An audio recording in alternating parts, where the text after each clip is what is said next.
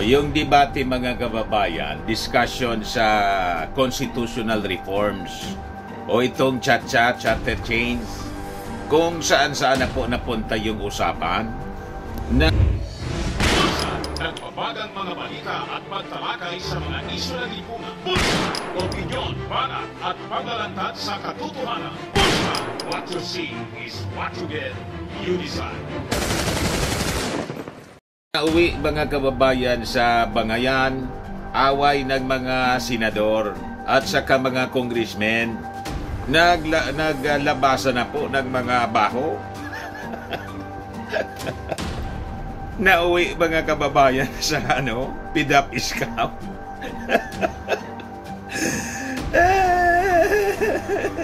Grabe na ngayon ang sagutan po between ako Bicol Party List Representative and Chairman ng Committee on Appropriations, Saldico, saka po si Senator Joel Villanueva.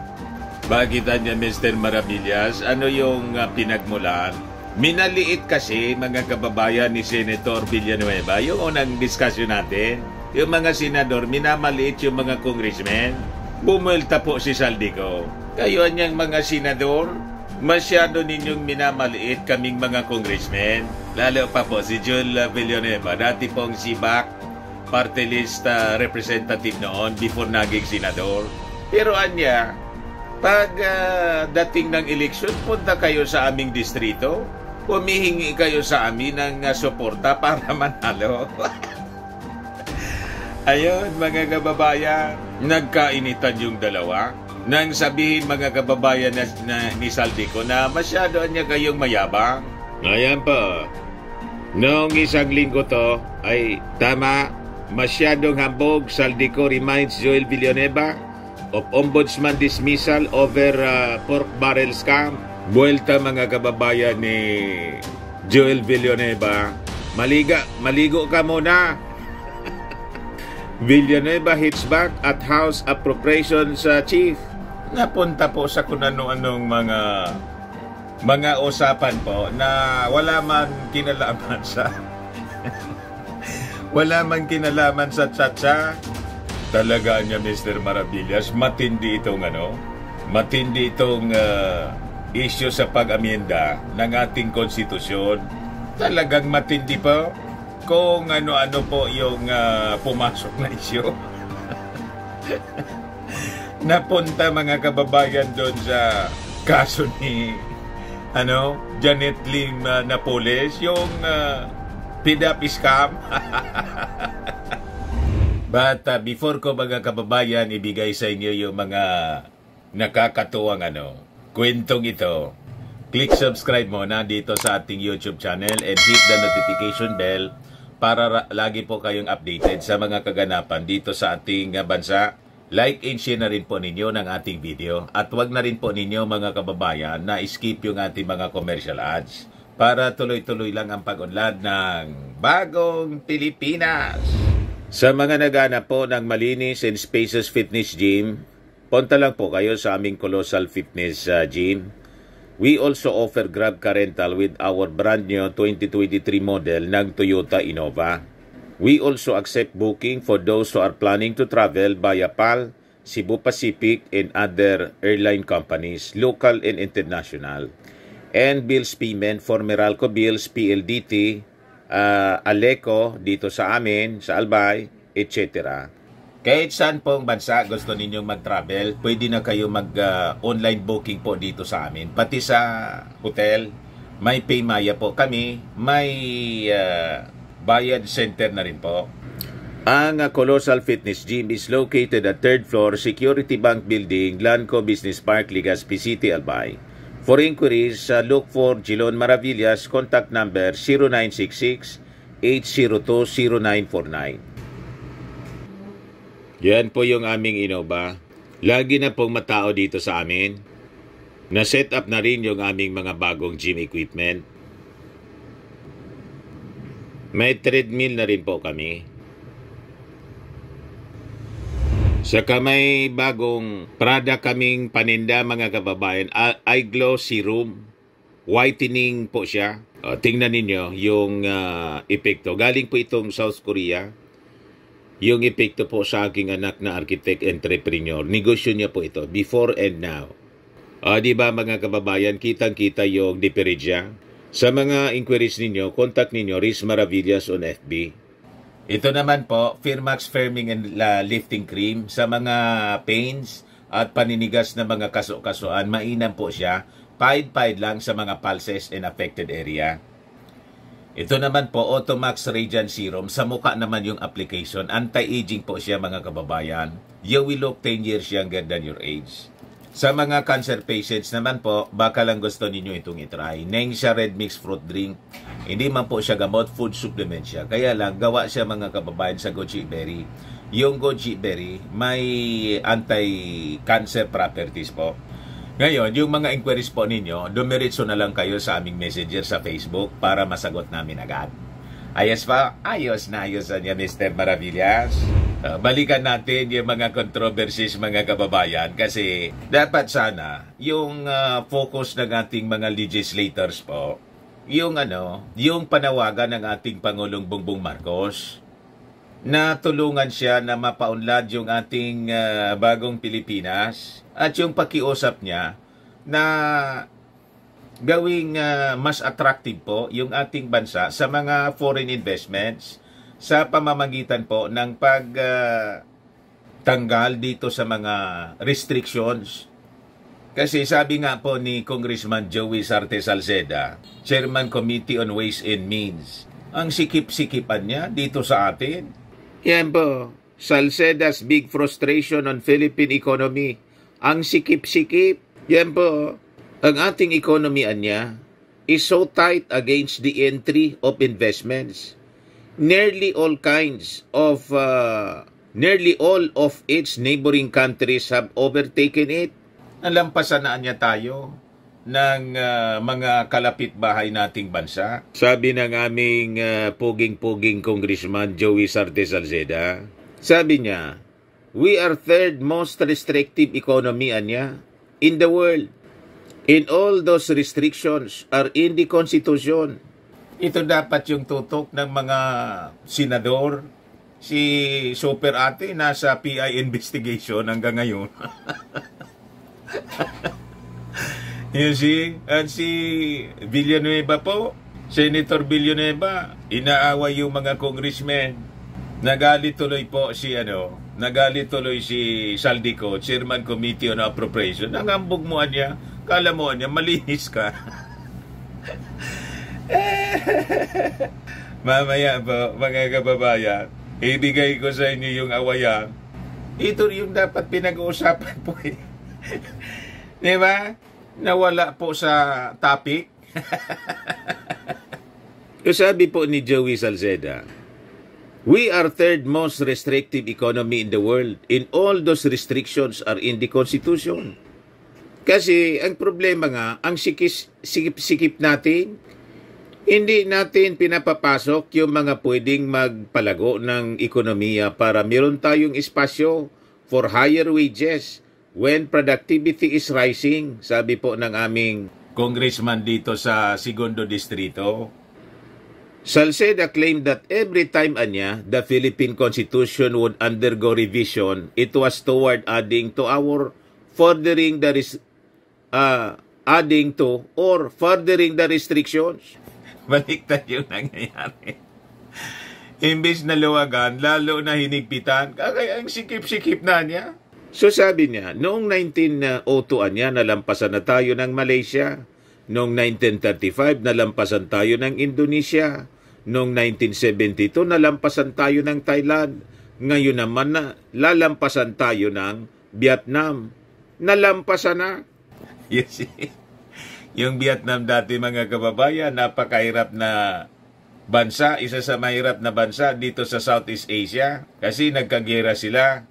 Tinulungan pa nga po natin kaya may mga Vietnamese refugees tayo noong panahon ni Apolacay. Ngayon, talo na tayo. You see? So sabi dito, two areas in the existing 1987 Constitution where restrictions to foreign capital are evident have to do with foreign ownership in the media and in the education sector. The Philippines allow 40% foreign ownership in the education sector and zero foreign ownership sa media. Data provided by Salceda's office shows that in the realm of education anya, Malaysia allows up to 100% foreign ownership. Yung Thailand naman allows up to 50% above, which requires governmental approval. Indonesia allows up to 100% if local tie-up. Vietnam up to 20% for fully private education. Up to 100% for pre-university private education. In Singapore, no restrictions. Nakita ninyo, yung Singapore tuldok lang na bansa. The size of Catanduanes lang po, napakaliit, hindi nga makita haros. Sa mapa ng mundo, talo tayo sa economy. Salceda said, while Congress anya has amended certain laws, yung mga changes were insufficient to attract foreign investors because of restrictions in the Constitution. The current bid to revise the charter intends to relax its restrictive economic provisions. Yan man lang po, economic provisions man lang. Yun ang gustong mangyari ng Congress ay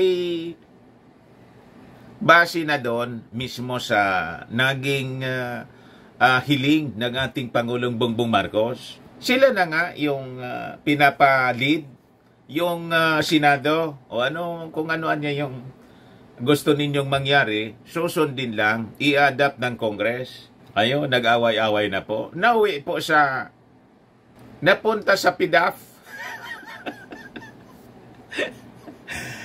Napunta yung issue sa Napoles, PDAF scam. Yung sabi ng aming congressman, I have repeatedly emphasized niya that if foreigners cannot own or have a more secure tenure over land, they will be less willing to invest heavily on capital-intensive sectors. Salceda pointed out that he expects vigorous debates on the issue of land ownership, but my personal view anya as an economist is that we need to open up land to some form of foreign ownership. Our most capital-starved sector is agriculture.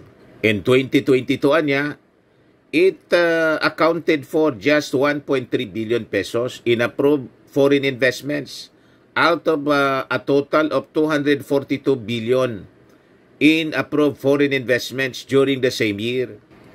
As if the President wanted a timeline for the Senate to approve charter reform, sabi po ng aming congressman, hindi ko anya pwedeng sabihin. I cannot speak for the President.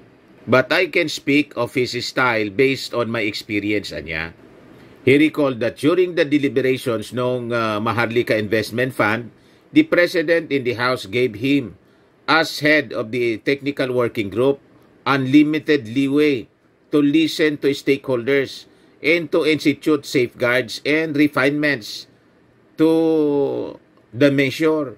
The President also allowed vigorous debate on the matter and did not weigh in on the details, just on the principle and the schedule. So I think the style will be the same here. He will encourage vigorous debate on the details, but will strongly support the principle of economic amendments as well as the timeline for getting it done. Yon mga kababayan ang sabi ng aming congressman. Talagang totoo po ang mga sinasabi ng aming congressman. You just imagine. Tingnan ninyo itong balitang ito mga kababayan. Sabi dyan, 167 signature requirement sparks concern for foreign investors in Philippine renewable energy. 167 na pirma po yung kailangan. Para po sa mga foreign investors na interesadong pumasok sa renewable energy dito sa ating bansa. Pero sabi, mga kababayan dito sa balita, dati, 250 signatures. Binawasan na niya nga Mr. Maravillas. Binawasan na nga pala. Binawasan, pero still, napakaraming pirma. Pirma pa lang, abutin ka ng siyam-siyam. Years, mga kababayan. Sinong investors yun? Pahirapan, mga kababayan, yung pagpasok ng kapital. Ito yung sabi during the Senate deliberations on charter change ni Eduardo Francisco, BDO Capital and Investment Corporation President. Ito anyang 165 signatures are needed for the approval of single renewable energy project. Francisco revealed that despite the Philippines having the Renewable Energy Act, trade liberalizations in tax benefits, the approval process in the country is quite long, typically taking around 5 years. Kung ikang foreign investor po, papasok ka pa sa ganon na napakahabang proseso po. Pag nanyan, doon ako sa Vietnam. Pinapahirapan ninyo kaming mga gustong pumasok ng investment para makatulong sa pagyaman ninyo. Ayaw yata ninyong yumaman at makatulong sa inyong mga mamamayan na magka-empleyo. Doon kami nagbibigay sa amin ng mga insentibo. Di ba? At medyo maayos na proseso. Ganon, mga kababayan. Kaya kailangan talagang ayusin natin yung ating konstitusyon. So sabi niya, even if we are all in one, we want to have more energy that is cheaper. What's preventing the investors from actually getting the project is all the bureaucracy, sabi po ni Francisco.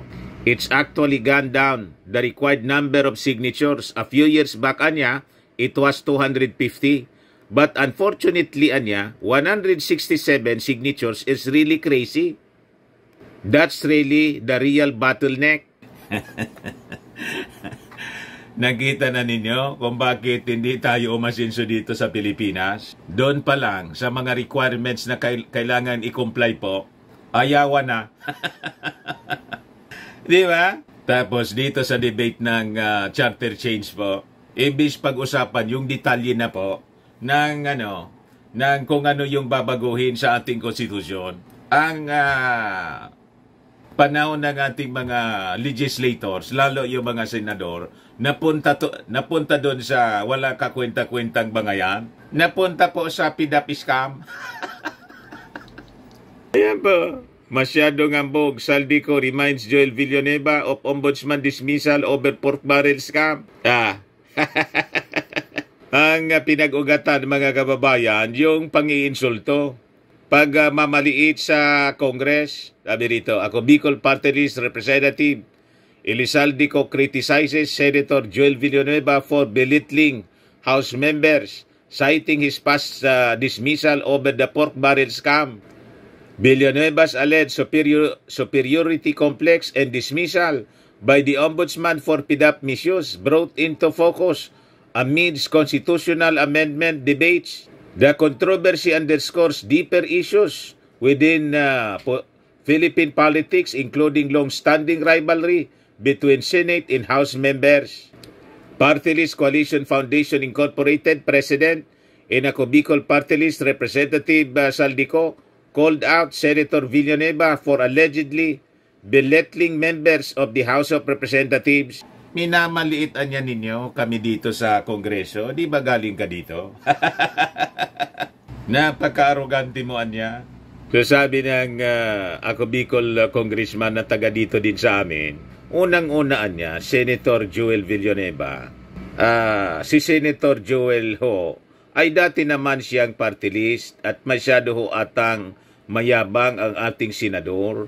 At alam naman ho natin kung sino siya. Kilala naman ho natin si Senador Joel Villanueva kung sino siya sabi po ni Saldico. Siya ho ay perpetually disqualified sa nadesisyonan ng ombudsman pero mukhang naapila ho niya. Kaya iyan ho ang pagkakakilala natin. Nasurtihan niya lang ho na best friend niya si Pinoy at hindi natin alam paano siya nanalo. Dumikit kasi po siya, na-appoint na TESDA. Ayun, tumakbong senador, nanalo. Ang pagkilala niya, TESDA man. Isa pong dilawan nitong si Joel Villanueva. Ngayon, bumuelta po mga kababayan si Villanueva. Sabi ni Villanueva po, kay Saldico, maligo ka muna. Ayan, sabi niya, no? Maligo ka muna, Villanueva Hitbox at House Appropriations Chief. Kung maglalabas po kayo ng baho, dapat naman siguro maligo ka muna. Mr. President, anya 2019 pa po dinispis ang kasong ito na ipinaratang sa atin. Mr. President, is the Pope Catholic? Nag-research at nag-aral po ba ang nag-akusag ito sa atin? Kalkalin ngayon ang kanyang mga kaso dahil pumasok siya sa away na di niya away. Kailangan niyang magbanggit ng mga personal attacks. Ikakalkalin po itong mga atraso niya sa bayan. Ngayon, kinalkal din mga kababayan yung mga sabi, baho ni Saldico. Villanueva mentioned SunWest Corporation which according to him is owned by Co. Ang masakla po, sa kabila po ng track record nito ni Mr. Saldico, inappoint po siya ng Kamara kasi ang sabi po, involved niya ito sa Farmally scandal, the Department of Education, yung laptop deal, tapos may tax cases niya ito sa BIR. Pero anya, inappoint pa ito sa kabila nito bilang tagapagbantay ng kabanang bayan. Inappoint siya by the House to guard the government coffers. Kasi naging kwampo si Saldico, chairman ng Committee on Appropriations, yun ang minimin ni Villanueva. Si Dracula, inappoint bilang tagapagbantay ng blood bank ng bayan. Matindi, tinawag na Dracula po mga kababayan si Saldico ni Villanueva. He also refuted Co's claim that he is belittling the House of Representatives, saying that he would not reach wherever he is right now if not for being a member ng HOR. Villanueva ended his speech by calling to end the fake PI. Galit na galit kasi mga kababayan yung mga senador sa People's Initiative. Isabi po ni Congressman Joey Sarte Salceda, sinilb na namin anya yan. Na-shield na anya yung People's Initiative kasi pinag-uusapan na itong yung House Bill, yung joint resolution pala, yung joint resolution ng Senado at saka ng Kongreso sa pag-amyenda ng ating konstitusyon. Ito po, mga kababayan, yung sabi ni Salceda, under the state of cryogenics niya. Pakinggan natin yung sinasabi ni Joey. Should be cleared to them because that is the instruction of the President. Kumbaga, ano ba yung tawag doon? Cryogenics. Bubuhayin lang namin kung kailangan. So effectively, the instruction of the President is let the Senate do its work on RBH 6 and then the House essentially, because that is the implication naman ng 10650 when so hindi naman sa nagrarason ako, but 10650 sabi, so by what rules and regulation naman will we do PI? There's no more rules governing PI. The IRR has been shelved. So effectively, the shelving of the 10650 is in effect a shelving of the PI.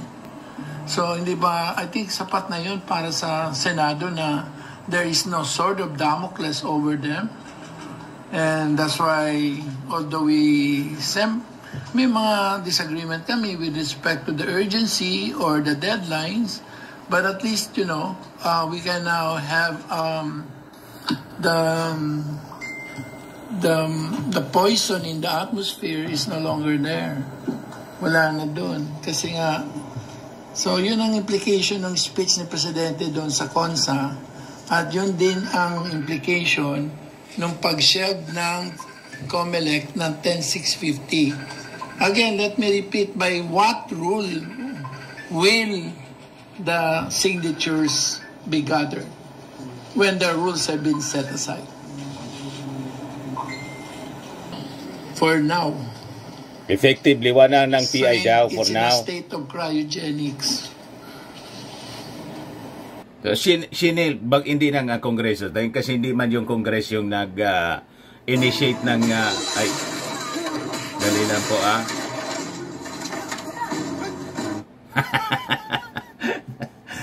May pumasok na, ano ba to? Pelikula. Hindi man yung Kongreso yung nag-initiate ng PI. Yung nagpapapirma po, yung pirma. So, ang nag-shield po, yung COMELEC. So, wala na niyang sword of Damocles na masasabi tayo. Yun ang kinakataranta kasi po ng Senado, ng mga senador. Kaya ayon, nawala sa topic, nandun na sa awayan ng mga senador, nagsabuyan na po ng putik, nagpasingawan ng mga baho. Yan po, yung sagutan ng dalawa. Kung maglalabas kayo ng baho, dapat naman siguro maligo ka muna. Nag-research at nag-aral po ba ang nag-akusang ito sa atin? Kakalkalin ngayon ang kanyang mga kaso dahil pumasok siya sa away na di niya away. Kailangan niya magbabanggit ng mga personal attacks. Ikakalkalin po itong mga atraso niya sa bayan. Sagot naman po ni Saldico, our record show that, hindi si Saldico, yung Attorney Sarina May Altes Domingo, Graft Investigation Officer. Pinalabas na may certification pala to. In clearance certifying that ako Bicol Party List representative ko has no pending cases with the Ombudsman. You see? So, yan po mga kababayan, yung mga maiinit na bangayan dahil po dito sa charter change na palayo po tuloy yung mga usapan. Ayan man lang po. Ako po si Dante Maravillas. Bye-bye. God bless.